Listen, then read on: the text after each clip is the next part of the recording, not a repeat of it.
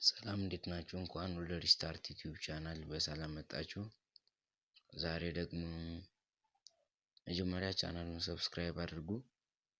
ዛሬ የምናየው አፕሊኬሽን ደግሞ ከአሊ ኤክስፕረስ የተሻለ አፕሊኬሽን የማሳያችሁ ይሆናል። በመጀመሪያ አፕሊኬሽኑን ከፕሌይ ስቶር ታወርዱታላችሁ። በመቀጠልም በጉግል አካውንታችሁ ሳይን ታደርጉታላችሁ። ከዛም ሳይን ካደረጋችሁት በኋላ የስ ትሉታላችሁ።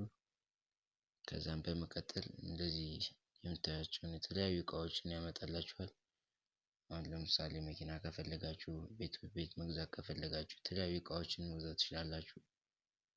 ያላችሁበትን ካንትሪ ደግሞ ቶሎ እቃው ዴሊቨርድ እንዲሆን ያላችሁበትን ሀገር መሙላት አለባችሁ።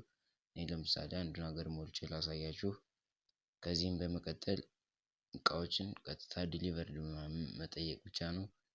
አሁን ለምሳሌ ስልክ ማዘዝ ከፈለጋችሁ ስልክ የሚለው ኦፕሽን ላይ ትገባላችሁ።